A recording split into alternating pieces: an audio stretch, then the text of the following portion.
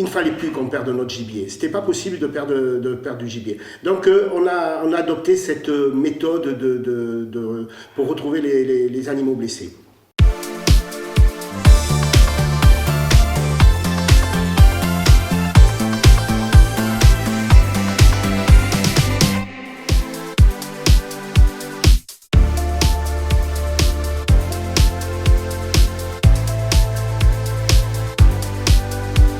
La recherche au sein, elle nous arrive des pays de l'Est. C'est l'Allemagne qui nous a amené ça, et ça a traversé la frontière par les Vosges là-bas et par l'Alsace bien sûr.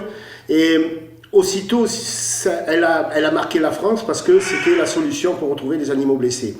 Nous sommes d'une culture de chiens courants, nous chassons au chien courant, c'est typiquement français, on y chasse encore beaucoup. Et il ne fallait plus qu'on perde notre gibier. C'était pas possible de perdre du gibier. Donc on a adopté cette méthode pour retrouver les animaux blessés.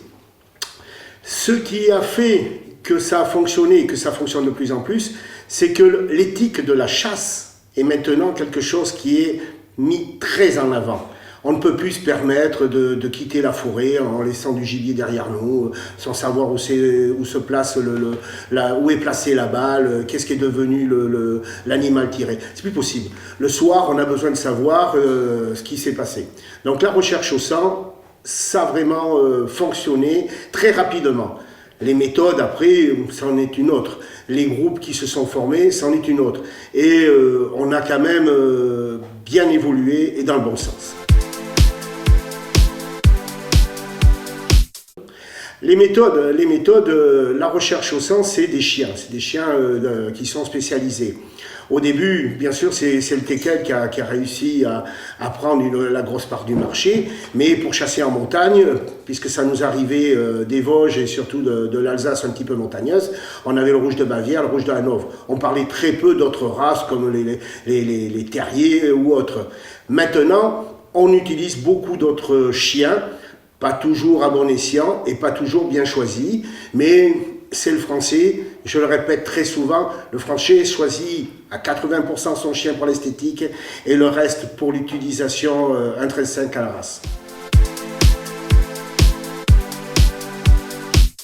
La recherche au sang est très bien, je dirais, dirigée. Il y a 2 grosses associations qui sont très compétentes, qui ont leur particularité qui est, je dirais, générée par des humeurs différentes et des cultures un peu différentes. Mais que ce soit l'une ou l'autre, elles sont très compétentes.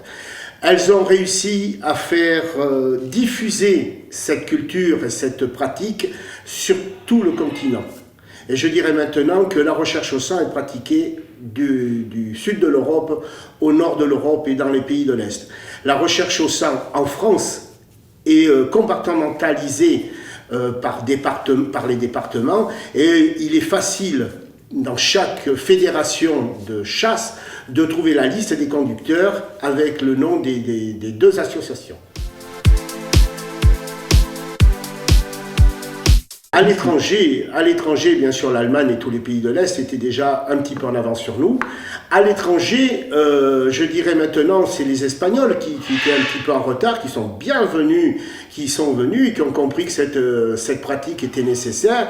Et puis maintenant, elle s'étale sur le continent américain, qui était beaucoup plus en retard que ça, et entre autres le Canada, grand pays de chasseurs, grand pays de chasse, où on ne pratiquait pas la recherche au sang, parce qu'ils avaient des complications de réglementation de la chasse.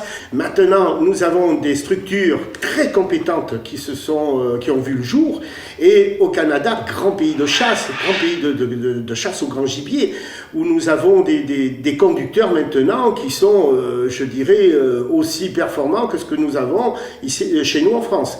La recherche au sang maintenant, on en parle au Canada et il est hors de question qu'ils perdent un orignal ou un cerf de Virginie qu'ils avaient le chevreuil parce qu'on n'a pas le chien qu'il faut. Et je pense que dans les années à venir, on n'aura plus grand chose à leur apprendre.